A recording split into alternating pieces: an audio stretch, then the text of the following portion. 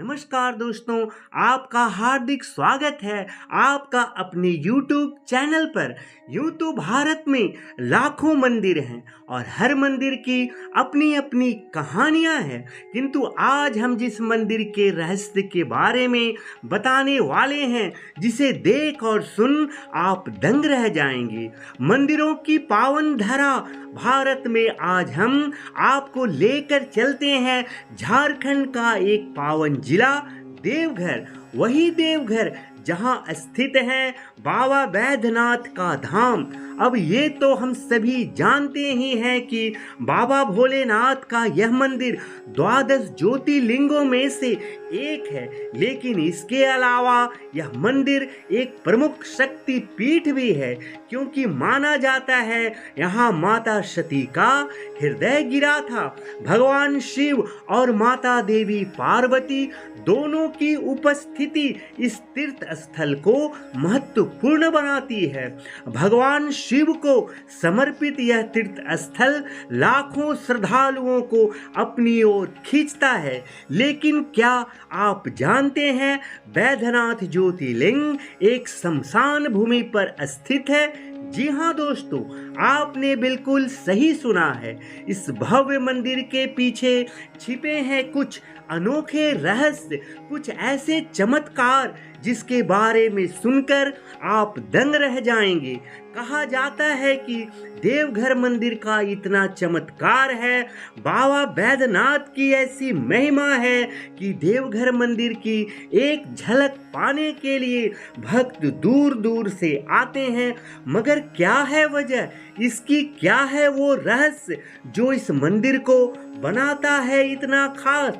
अगर आप बैद्यनाथ मंदिर के रहस्यों के बारे में नहीं जानते हैं तो वीडियो में अंत तक बने रहिए। मगर दोस्तों, वीडियो की शुरुआत करने से पहले आप सबों से अनुरोध है कि कमेंट में जय बाबा बैद्यनाथ जरूर लिखें। और मैंने सुना है शिव भक्त बड़े ही दयालु और बड़े हृदय वाले होते हैं, तो इसी बात पर आप हमारे इस चैनल को सब्सक्राइब भी कर दें और वीडियो को लाइक भी कर दें। तो आइए अब हम जानते हैं श्री बैद्यनाथ धाम मंदिर झारखंड राज्य के जर्सीडीह नामक स्थान के पास स्थित है। यह तीर्थ स्थल देवघर के नाम से विख्यात है। बैद्यनाथ धाम अत्यंत प्राचीन ज्योतिर्लिंग है जो अनादि काल से यहाँ विद्यमान है। इसे 12 ज्योतिर्लिंगों में से 9वां ज्योतिर्लिंग माना जाता है। इस ज्योतिर्लिंग की उत्पत्ति की कथा बड़े ही रोचक है। शिव पुराण में बैद्यनाथ से जुड़ी एक कथा वर्णित है। इस कथा के अनुसार लंकापति रावण ने भगवान शिव को प्रसन्न करने के लिए कैलाश पर्वत पर जाकर कठोर तपस्या की थी, परंतु जब शिव जी प्रसन्न नहीं हुए थे तो उसने एक एक करके अपने सिर को काटकर भगवान शिव के शिवलिंग पर चढ़ाना शुरू कर दिए। जब रावण ने अपना 9 सिर को काटकर शिवलिंग पर अर्पित कर दिए और जब वह अपना 10वां सिर को भी काटने ही वाला था, तभी देवों के देव महादेव रावण की अटूट भक्ति से प्रसन्न होकर स्वयं प्रकट हुए और उन्होंने रावण के उन कटे सिरों को पुनः जोड़ दिए और उन्होंने रावण से वरदान मांगने को कहे। रावण ने भगवान शिव से प्रार्थना करते हुए वर मांगा कि हे भगवान, यदि आप हमसे प्रसन्न हैं और हमें वरदान देना चाहते हैं तो मेरी विनती है कि आप हमारे लंका में अस्थायी रूप से निवास करें। साथ ही साथ उसने यह भी वरदान मांगा कि वह भगवान का सबसे बड़ा भक्त बन जाए। भगवान शिव ने रावण की प्रार्थना स्वीकार करते हुए एक शर्त रखी। उन्होंने कहा कि वे ज्योतिर्लिंग के रूप में लंका जाएंगे और साथ ही साथ भगवान शिव ने रावण को यह चेतावनी भी दी कि यदि वो किसी भी कारणवश शिवलिंग को रास्ते पर या जमीन पर रखेगा, अस्थायी रूप से वहीं स्थापित हो जाएंगे। और ऐसा ही हुआ। रावण भगवान शिव की कृपा से प्रसन्न होकर ज्योतिर्लिंग को उठाकर आकाश मार्ग से लंका की ओर चल पड़ा। लेकिन देवतागण यह नहीं चाहते थे कि भगवान शिव का प्रतीक दानवों का राज्य लंका में स्थापित हो। तब देवताओं ने अपनी योग शक्तियों का उपयोग करते हुए रावण के पेट में तीव्र दर्द पैदा कर दिए, जिसके कारण उसे लघु संख्या करने के लिए धरती पर मजबूरन उतरना पड़ा। और धरती पर उसने वहां खड़े एक ब्राह्मण जिनका नाम बैजू था, दरअसल वह बैजू ब्राह्मण कोई और नहीं बल्कि स्वयं भगवान विष्णु जी रूप बदल कर खड़े थे। रावण ने उस बालक रूपी बैजू ब्राह्मण से थोड़ी देर के लिए शिवलिंग को पकड़े रहने के लिए अनुरोध किए, और जब तक वे लघु संख्या करके नहीं आते इस शिवलिंग को अपने हाथों में पकड़े रहने को कहा। वास्तव में वरुण देव जल के देवता रावण के पेट में प्रवेश कर गए थे, जिसके कारण वह अनियंत्रित तरीके से लगातार मूत्र त्याग करने लगा कि वहां एक विशाल तालाब बन गया। और वह तालाब जो रावण के मूत्र से बना है वह आज भी बाबा बैद्यनाथ मंदिर के पास ही थोड़ी दूर में अपनी मूल स्थिति में मौजूद है। और वह तालाब आज भी रावण तालाब के नाम से जाना जाता है। दोस्तों, क्या आपने यह तालाब देखा है? कमेंट करके जरूर बतलाइए। इस बीच बाल बालक बने भगवान विष्णु जी ने शिवलिंग को भूमि पर रख दिए, जिससे शिवलिंग वहीं स्थापित हो गए और इस तरह यह ज्योतिर्लिंग बाबा बैद्यनाथ धाम के नाम से प्रसिद्ध हुआ। वापस आने पर बलशाली रावण ने शिवलिंग को उठाने का बहुत प्रयास किया, मगर शिवलिंग तो धरती की गहराई तक स्थापित हो चुका था और शिवलिंग टस से मस नहीं हो रहा था।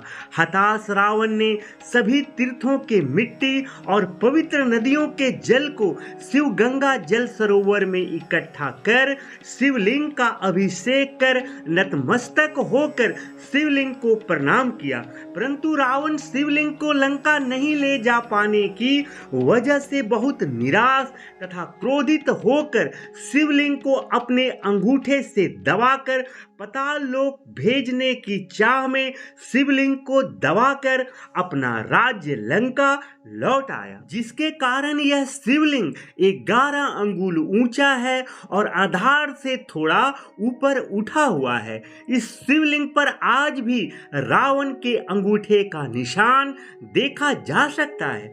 दोस्तों, कहा जाता है कि रावण शिवलिंग की पूजा अर्चना करते समय अपने भाई कुबेर से छीनी चंद्रकांत मणि को वहीं छोड़ गया था। यह रहस्यमयी चमकते चंद्रकांत मणि की विशेषता यह है कि जैसे ही यह मणि चंद्रमा की रोशनी में आता है तो मणि से जल टपकने लगता है, जिसमें कई औषधीय गुण होते हैं। लोगों का दावा है कि चंद्रकांत मणि इस मंदिर में खोजबीन के दौरान ही प्राप्त हुआ था। बताया जाता है कि बैद्यनाथ मंदिर में 2 चंद्रकांत मणियां थी। इन 2 मणियों में से एक की खोज पहले ही हो चुकी है और दूसरी मणि की खोजबीन बंद कर दी गई है ताकि किसी भी प्रकार की अशुभ घटना ना घटे। दोस्तों, यहाँ 3 मंदिर है। पार्वती महादेव जी के जो परस्पर मंदिर है वह रेशमी रस्सों से जुड़ी है, और जहां आपने अनेक शिवालय के शिखर पर त्रिशूल देखे होंगे, वहीं देवघर के मंदिर के शीर्ष पर पंचशूल स्थापित है, जो देखने में अद्भुत और दुर्लभ प्रतीत होता है। यहाँ महाशिवरात्रि के 2 दिन पहले इस पंचशूल को उतार कर विधिवत पूजा अर्चना की जाती है और शिवरात्रि के 1 दिन पहले इसे पुनः स्थापित कर दिया जाता है। और कहा जाता है कि बैद्यनाथ के देवघर मंदिर में स्थापित पंचशूल 1.25 मन सोने से बना है, जबकि पार्वती मंदिर का पंचशूल 1.25 मन चांदी से निर्मित है। ऐसा माना जाता है कि देवघर मंदिर में स्थापित पंचशूल को मंदिर का सुरक्षा कवच माना जाता है। यह धारणा है कि त्रेता युग के लंकापुरी के प्रवेश द्वार पर भी पंचशूल लगा था, जिसे केवल रावण ही भेद पाता था। देवघर मंदिर में स्थित पंचशूल को लेकर लोगों की गहरी आस्था है। उनका विश्वास है इसी के अद्भुत प्रभाव के कारण सदियों से यह पवित्र मंदिर प्राकृतिक आपदाओं से सुरक्षित रहा है। दोस्तों, आपको जानकर हैरानी होगी कि बैद्यनाथ ज्योतिर्लिंग एक शमशान भूमि पर स्थापित है। जी हाँ, जहाँ वर्तमान बैद्यनाथ शिवलिंग स्थापित है, वह स्थान कभी शमशान हुआ करता था। पद्म पुराण और शिव पुराण में वर्णित है कि भगवान विष्णु जी ने रावण से छल से शिवलिंग प्राप्त कर यहाँ स्थापित किए थे, जबकि श्री हरि ने रावण से शिवलिंग को वर्तमान मंदिर से 6 किलोमीटर दूर हरला जोड़ी स्थान पर लिए थे। लेकिन शिवलिंग को वहीं क्यों नहीं स्थापित किया गया, इसके पीछे एक अद्भुत कथा है। पौराणिक कथा के अनुसार राजा दक्ष प्रजापति ने यज्ञ का आयोजन किए थे, जिसमें उन्होंने अपने दामाद भगवान शिव को आमंत्रित नहीं किया, जिससे अपमानित महसूस करते हुए माता सती ने यज्ञ स्थल पर ही खुद को दाह कर लिए थे। इससे दुखी और क्रोधित होकर भगवान शिव ने माता सती के मृत शरीर को उठा लिए और तांडव नृत्य करना शुरू कर दिए थे। भगवान शिव को शांत करने के लिए भगवान विष्णु ने सती के शरीर को 51 टुकड़ों में विभक्त कर दिए थे और ऐसा माना जाता है माता सती का हृदय मौजूद शिवलिंग के स्थान पर ही गिरा था। जब माता सती के हृदय को भगवान विष्णु ने दाह संस्कार करना चाहे तो उनका हृदय अग्नि में नहीं जला। तब आकाशवाणी हुई कि सती का हृदय शिव के बिना अधूरा है, इसे पूर्ण किया जाए, और इसलिए श्री हरि ने उस शिवलिंग को माता सती के हृदय पर ही स्थापित कर दिए, जिसे रावणेश्वर हृदयापीठ बैद्यनाथ धाम नाम से भी पुकारा जाता है। दोस्तों, देवघर धाम पर नाग मुकुट देवघर जेल के कैदियों द्वारा बनाया जाता है।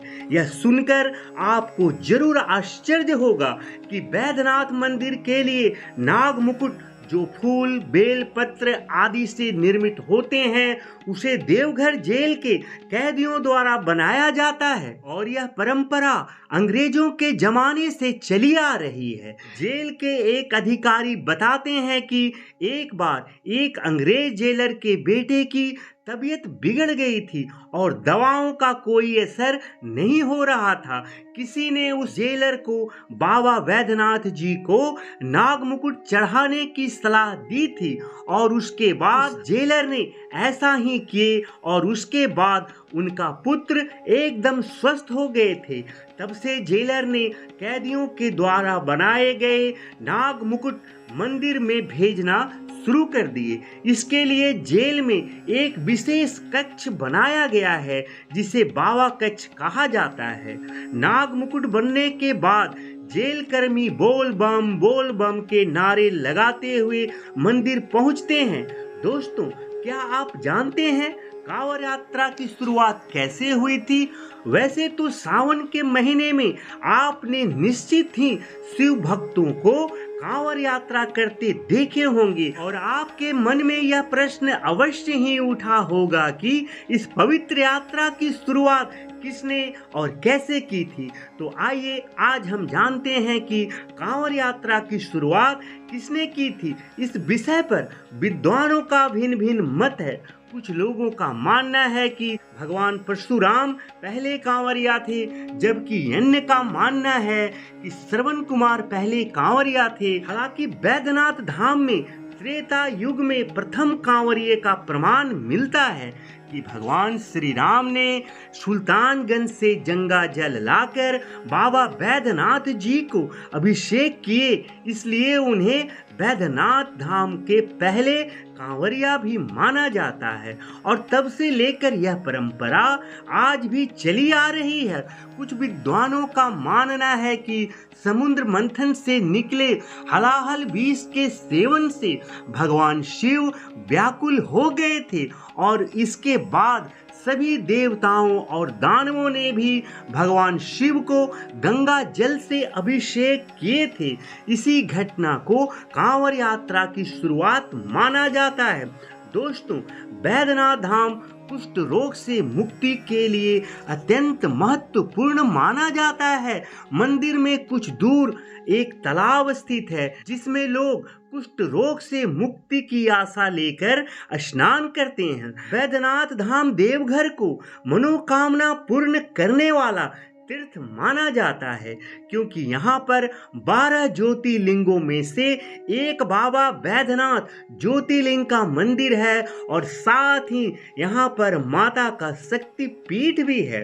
बैद्यनाथ धाम से करीब 105 किलोमीटर दूर सुल्तानगंज में उत्तर वाहिनी गंगा बहती है और ऐसी मान्यता है कि यहाँ से गंगा जल लेकर बैद्यनाथ धाम में भगवान शिव पर अभिषेक करने से मनोवांछित फल प्राप्त होते हैं। दोस्तों, यह जानकारी अच्छी लगी हो तो वीडियो को लाइक कर जय बाबा बैद्यनाथ जरूर लिखें। हर हर महादेव।